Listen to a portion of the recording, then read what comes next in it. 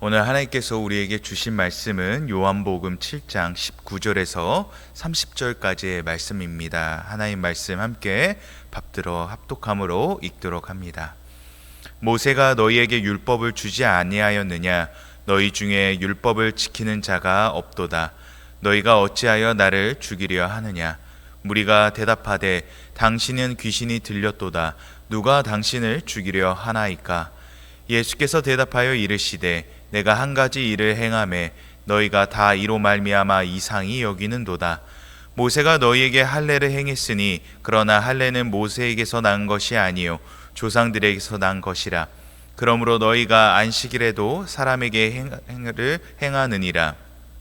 모세의 율법을 범하지 아니하려고 사람이 안식일에도 할례를 받는 일이 있거든 내가 안식일에 사람의 전신을 건전하게 한 것으로 너희가 내게 놓아야 하느냐? 외모로 판단하지 말고 공의롭게 판단하라 하시니라. 예루살렘 사람 중에서 어떤 사람이 말하되 이는 그들이 죽이고자 하는 그 사람이 아니냐? 보라, 드러나게 말하되 그들이 아무 말도 아니하는도다. 당국자들은 이 사람을 참으로 그리스도인 줄 알았는가? 그러나 우리는 이 사람이 어디서 왔는지 아노라. 그리스도께서 오실 때에서 어디서 오시는지 아는 자가 없으리라 하는지라.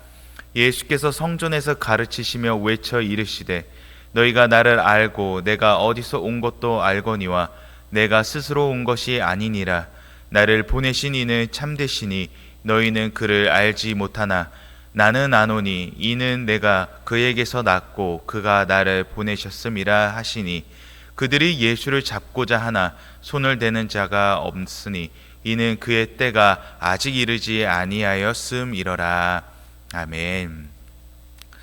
오늘 본문을 나누기 앞서 저번 주 말씀을 잠시 나누면 예수님께서 성전에서 이제 가르치실 때 유대인들이 놀라 어째 저 사람은 배우지 않았는데 어떻게 말씀을 이렇게 가르치는가 하는 깊은 인상을 받은 장면이 기억이 납니다.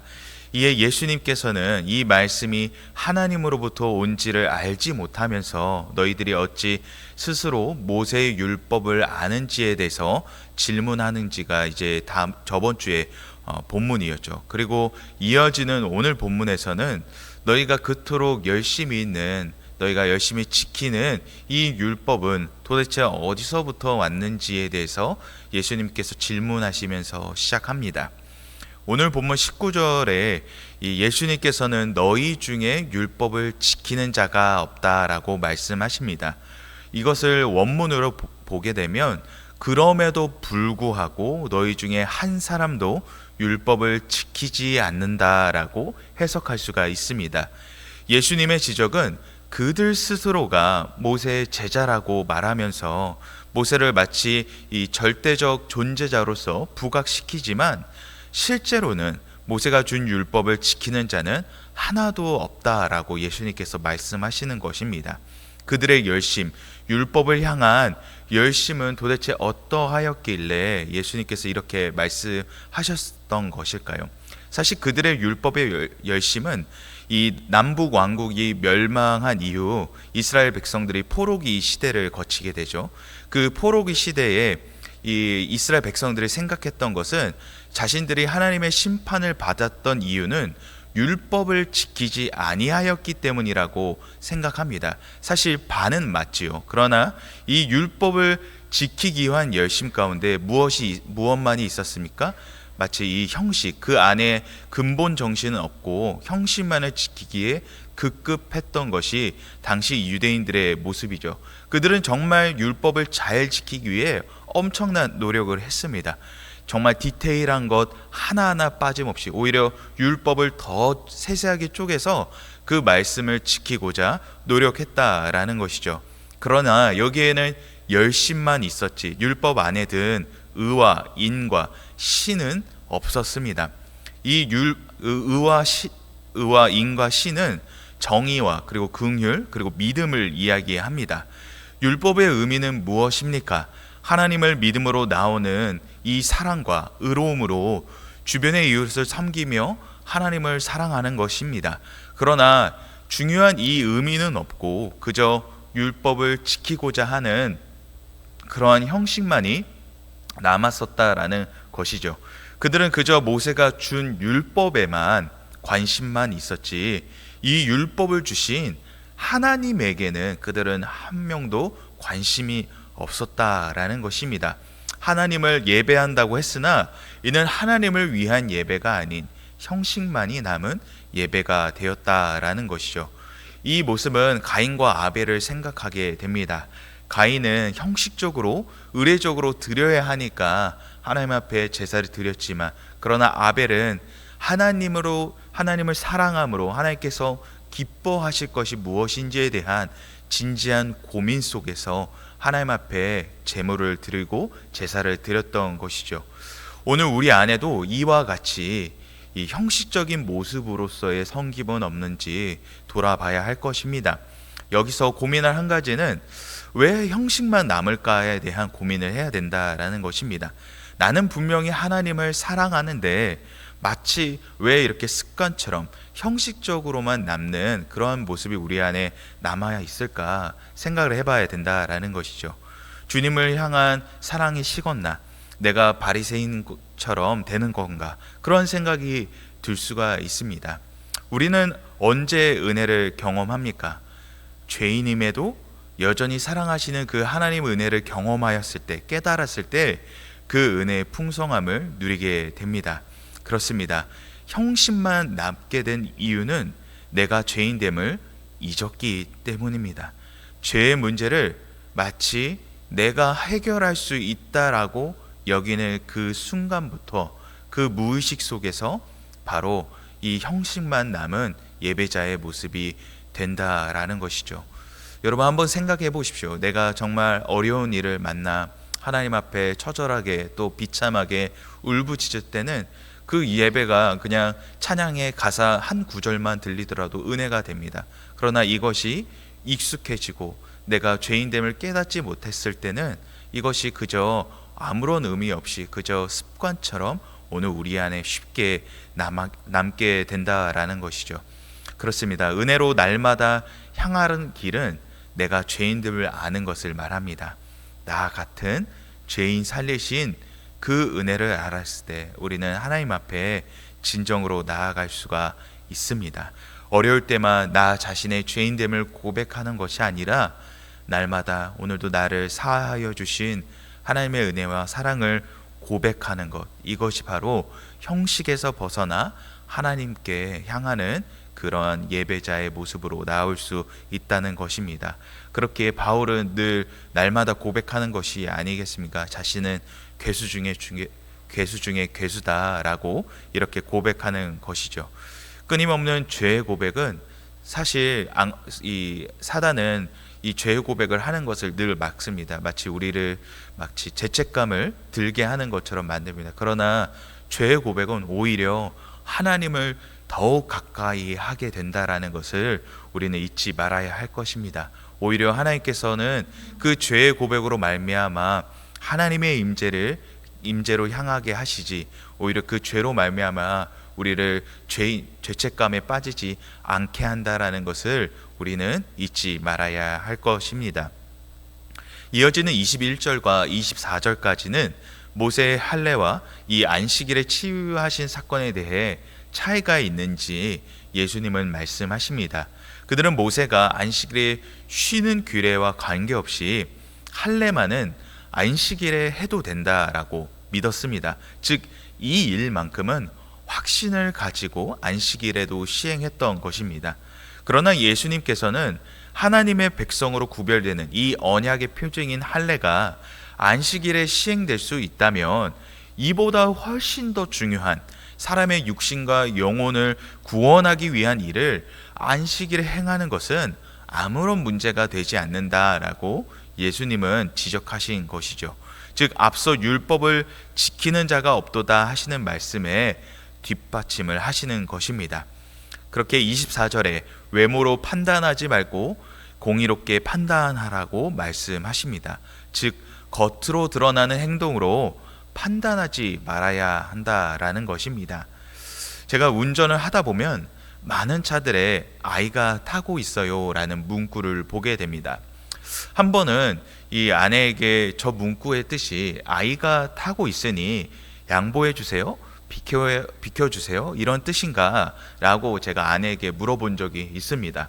그런데 아내가 그러한 뜻이 아니라 아이가 타고 있으니 사고시 구출해 주세요 라는 것임을 아내가 이야기를 해주는 것입니다. 저는 아내의 말을 듣고 깜짝 놀랐습니다. 내가 이 아이가 타고 있다라는 이 문구를 굉장히 어떻게 보면 비판적으로 바라보고 있구나 하면서 내가 겉으로 이 의미를 해석하는 그 안에 담긴 의미를 바라보지 못하고 곡해하여 해석했구나라는 이러한 것을 깨닫게 되었습니다. 이와 같이 겉으로 판단하는 것은 너무나 위험합니다. 내적인 이유는 알지 못한 채 판단하는 경우가 오늘 우리 가운데 너무 많다라는 것이죠. 이런 모습은 쉽게 교만으로 향하게 됩니다. 예수님은 그 누구도 배척하지 않으셨습니다. 오히려 이 남들이 배척하는 과부와 고아들 또 창녀들을 오히려 사랑으로 섬기셨습니다. 그들의 겉모습에 그 마음을 뺏기지 아니하시고 오히려 그들을 긍휼히 하나님의 사랑으로 바라봤다는 것이죠. 주님이 우리를 보시기에도 동일하실 것입니다. 우리가 죄인 되었음에도 하나님께서는 그 사랑을 똑같이 우리에게 베풀어 주신다라는 것이죠. 오늘 우리가 그들과의 모습이 전혀 다르지 않습니다. 하나님 보시기에는 똑같은 죄인일 것입니다.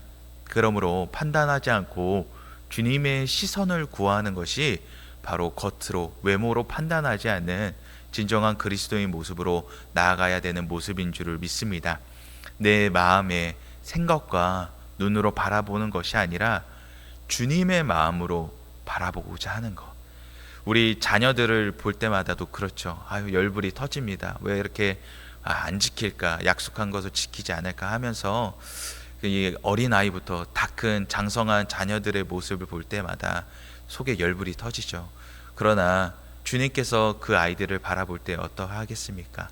그저 사랑으로 먼저 바라보실 겁니다. 이와 같이 우리의 눈으로 바라보는 것이 아니라 이 귀한 자녀를 하나님께서 주셨다라는 그런 마음 가운데 바라보는 것, 이것이 오늘 그리스도인의 이 부모된 마음의 첫 번째 자세인 줄을 믿습니다.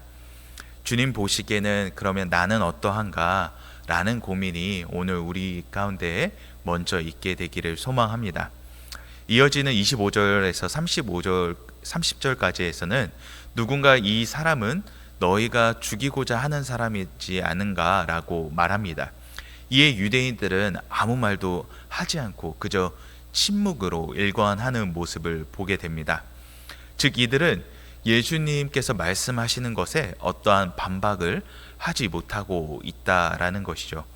사실 이것은 그 누군가 이야기했던 너희가 죽이고자 하는 사람이 바로 이 예수가 아니냐 이렇게 말하는 것은 조롱에도 가까웠습니다. 왜냐하면 그가 이렇게 말했다라는 것은 이미 민중들이 예수님이 이 그들의 체포 대상이라는 것을 알고 있었다는 것입니다. 그러니까 너희가 잡으려고 하는 이 예수가 이렇게 버젓이 성전에서 가르침을 행하는데 너희들이 왜 체포하지 않느냐라고 조롱하는 말이었다라는 것이죠. 이를 보다 못한 26절에 당국자들은 이야기합니다. 이 예수는 그리스도가 아니다라고 말하며 그리스도께서 오실 때를 아는 자가 아무도 없다라고 이야기합니다. 그러나 이는 사실이 아님을 우리가 잘 알고 있죠. 이미 요한복음 1장에서부터 계시했던 같이 이미 구약의 선지자들로부터 시작해 세례 요한까지 예수님의 오심에 대하여 선포하고 또 예고하고 있습니다. 즉 당국자들은 민중들이 말씀을 알지 못한다는 그 빌미로 예수님은 그리스도가 아니라고 속이고 있는 장면이기도 합니다. 이는 그들의 거짓됨이 절실히 드러나는 모습입니다. 이와 같은 말 가운데에 예수님께서는 자신이 하나님의 아들 되심을 다시 한번 천명하시면서 이 모습을 바라본 이 당국자들은 분노하여 예수님을 잡고자 합니다. 그러나 그들은 예수님을 잡지 못하게 됩니다. 그렇습니다. 어둠의 권세는 빛을 가리기 위해 아등바등하지만 어둠은 절대 빛을 가릴 수가 없습니다. 왜냐, 이미 십자가에서 예수님께서 그 어둠을 물리치셨기 때문입니다.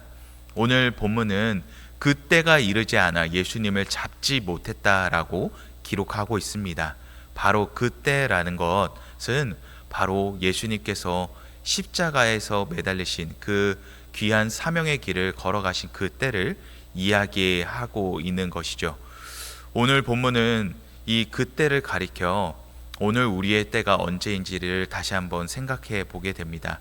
오늘 우리의 때는 언제입니까? 바로 구원의 그 때입니다. 즉 구원의 그날까지 절대 포기하지 않으시는 예수 그리스도의 사랑이 바로 그때라는 것을 가리키고 있습니다. 오늘 그때를 예수님께서 바라보심으로 말미암아 당국자들은 예수님께서 보이심에도 절대 예수님을 잡지 못합니다. 그렇습니다. 이와 같이 오늘 구원의 때까지 어둠의 권세는 절대 우리를 잡지 못합니다. 그렇다라는 것은 어둠이 우리를 계속해서 사단이 우리에게 속삭이는 너는 마치 죄인이야 라고 속삭이는 것은 거짓이라는 것을 우리는 반드시 알아야 합니다. 죄는 마치 우리가 구속되었다고 끊임없이 그 죄의 속삭임을 이어갈 때 우리가 해야 될 것은 무엇입니까? 오늘 구주의 놀라우신 그 보혈의 은혜로 말미암아 나는 속죄함 받았다라고 우리는 계속해서 읊조리며 선포해야 된다라는 것이죠. 저 어둠의 권세는 주님의 보혈로 힘을 잃었다. 원수들이 나를 아무리 정죄할지라도 나는 주님으로 말미암아 의롭게 선다라고 우리는 고백하고 말해야 한다라는 것입니다. 이 고백이 오늘 우리 가운데 있을 때에 오늘 우리는 그 때를 살아가는 그 믿음의 자녀가 될 줄을 믿습니다. 말씀을 정리합니다. 사랑하는 성도 여러분, 언제나 공의와 진리로 걸음을 이어가시는 것을 끊임없이 놓치지 않으시기를 바랍니다. 어둠은 우리가 공의와 진리로 걸어갈 때에 아니야 라고 늘 우리에게 말합니다. 그러나 이 공의와 진리로 걸어가는 이 걸음금은 바로 예수님께서 이미 먼저 걸어가신 그 길이라는 것이죠. 그렇기 때문에 오늘 우리가 그때를 향한 그 걸음 가운데에 하나님을 즉 예수 그리스도의 은혜를 말하는 것을 우리는 놓치지 말아야 합니다.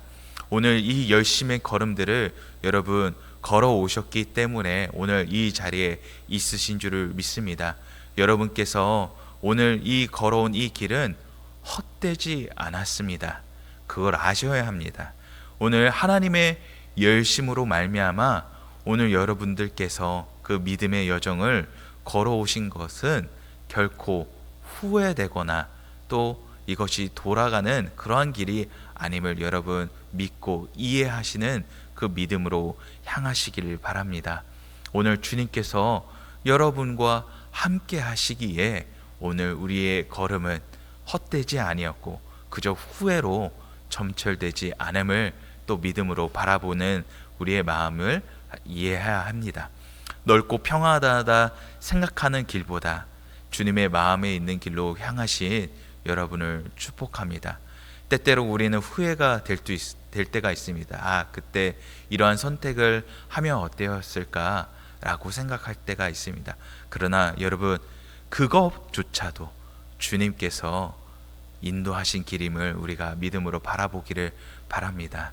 때때로 이해되지 않은 오늘 우리의 삶 속에서 주님이 일하셨기 때문에 오늘 우리는 이 자리에 있는 줄 믿습니다.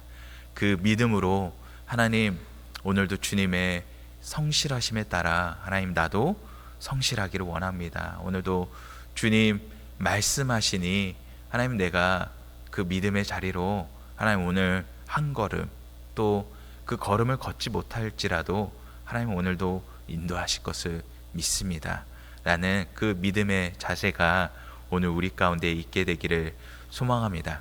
오늘 설교의 제목은 오늘의 성실이라는 의미입니다. 오늘의 성실이라는 의미는 무엇입니까? 오늘 여러분의 성실이 헛되지 않았다라는 것을 이야기하고 있습니다. 그러므로 오늘도 날마다 내 삶에 임하시는 하나님의 임재를 바라보시기를 소망합니다. 하나님의 임재는 여러분, 우리가 예배 자리에 있을 때, 내가 찬양을 들을 때, 내가 설교를 들을 때만 있는 것이 아닙니다. 여러분의 전체 모든 삶 가운데 하나님의 임재는 있습니다. 그러나 그것을 우리가 바라보지 못하고 있을 뿐인 것이죠. 그렇기에 외모로만, 겉으로만 우리가 판단하지 말고, 하나님 임재, 하나님 내가 사모합니다. 하나님 오늘도 우리에게 말씀하여 주시옵소서. 그 하나님의 임재를 온몸 가득히 하나님 내가 누리기 원합니다. 끊임없이 그렇게 고백하십시오. 그러면 오늘 우리의 삶의 반경과 모든 연역들이 하나님의 임재로 분명히 가득 채워질 것을 믿습니다. 오늘 이와 같은 성실 속에서 오늘도 우리를 조명하시는 하나님의 임재를 마주하게 되실 것을 기도하도록 하겠습니다. 오늘도 주님의 은혜가 오늘도 우리와 함께 합니다.